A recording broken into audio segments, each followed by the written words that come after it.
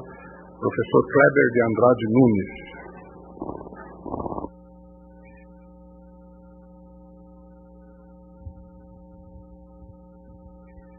Bem, eu agradeço a todos a oportunidade de estar aqui.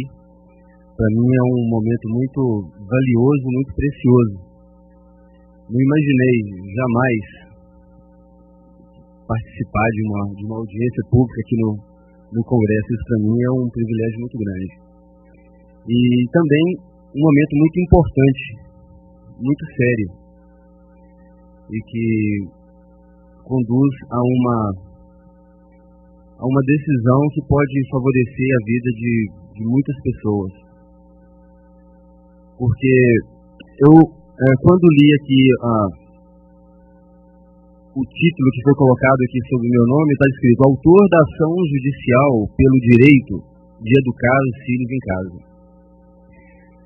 Na realidade, eu não sou autor de uma ação pelo direito de educar os meus filhos em casa. Eu tenho o direito de educar os meus filhos em casa. Eu já possuo esse direito. E os pais já possuem esse direito. E na realidade, ainda que os filhos frequentem uma escola, os pais são os educadores. Ainda que os filhos, que ele delegue parte dessa função a uma escola, ele continua tendo a responsabilidade sobre o seu filho. E eu me lembro aqui, eu quero mencionar um trecho da decisão que o Dr. Carlos mencionou, um caso que ocorreu em 2000 e 2001, e o Dr. Ulisses Paniceri, na época, ele pronunciou a respeito contra um pedido de um casal de Anápolis que estava reivindicando o direito de educar os seus filhos em casa. E o STF pronunciou a respeito dizendo: os filhos não são dos pais.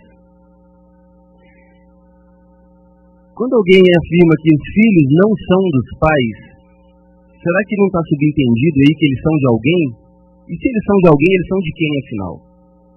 Se está sendo imposto algo sobre esses filhos, não estaria subentendido que alguém aí está usurpando um lugar que é naturalmente da família?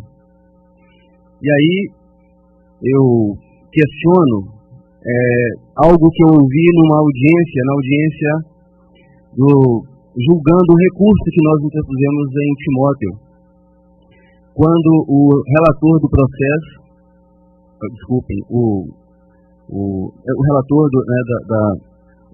que votou contra o nosso processo, o nosso recurso, ele disse então que os filhos não são dos pais, e disse que o Brasil está sob o império da lei, do direito positivo. Eu, como pai, eu não tinha a menor ideia do que era o direito positivo. E aí eu fui na internet pesquisar o que era direito positivo, o que era direito natural, justnaturalismo, positivismo. Eu pensei, peraí, mas está muito fácil.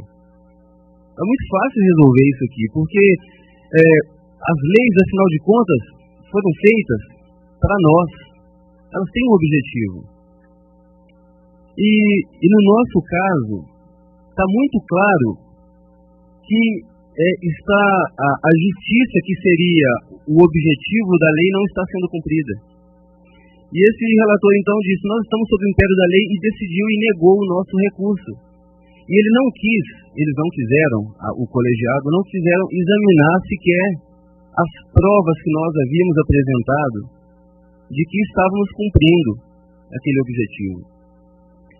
E então isso, de certa forma, para mim, como pai, é angustiante. E eu falo isso em nome da família, de um bom número de pais. Infelizmente, posso dizer que é uma minoria, porque a grande maioria hoje prefere terceirizar, a grande maioria prefere que haja até mesmo um lugar onde o filho possa ficar um período maior do que as 4, 5 horas. E então a questão da aplicação da lei. No nosso caso, né, e aí eu gostaria de voltar um pouco, né, quando eu decidi, né, tirar os meus filhos da escola, eu não imaginava que... Eu imaginava que quando eu fosse questionado, eu provaria que estava educando, provaria que estava cumprindo a lei e estava resolvido. Uma vez que a lei tinha sido elaborada visando o bem dos meus filhos, uma vez que a lei havia sido elaborada visando que eles atingissem o propósito da educação, que é ser preparados como pessoa e poder enfrentar a vida adulta. E eu estava fazendo isso. Eu havia renunciado a uma boa parte das minhas atividades profissionais, a minha esposa também, para dedicar à educação deles.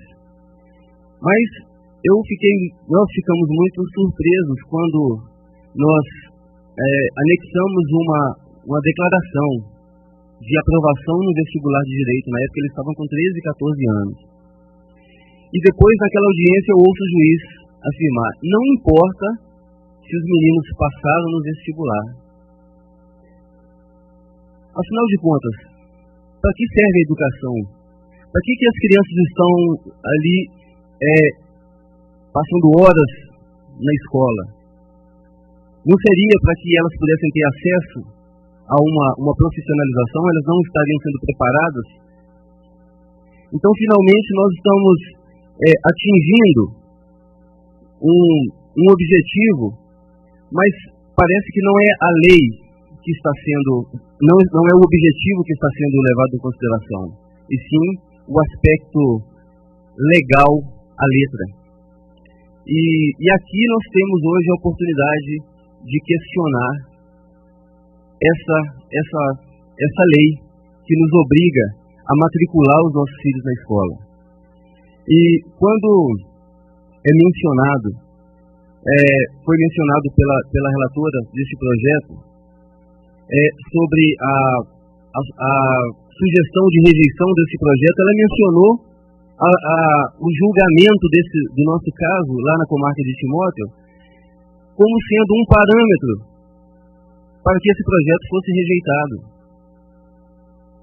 Mas é justamente aí uma oportunidade de que o legislativo analise a aplicação da lei a um fato real.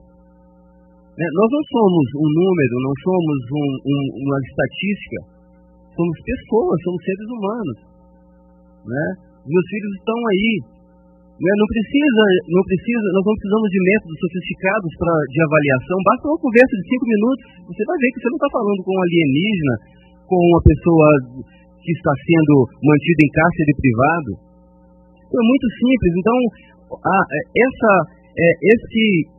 a aplicação da lei está provando, nesse caso, que está havendo uma anomalia. E isso deveria ser o suficiente para que essa questão fosse examinada a fundo. E eu gostei muito daquilo que o Dr. Carlos disse, da necessidade do MEC examinar essa questão. E eu espero, de fato, termos a oportunidade de examinarmos e de ir a fundo. Nós não tivemos essa oportunidade sequer na primeira audiência. O nosso processo foi julgado sem que houvesse uma audiência de instrução. O juiz achou e julgou como se aquele fosse um caso típico de evasão escolar. Como se aquele fosse um caso que ele enfrenta diariamente. Até um certo ponto ainda seria aceitável que houvesse essa impressão. Mas depois chegou nas mãos dele uma declaração de aprovação em vestibular, em 7º e 13º lugar.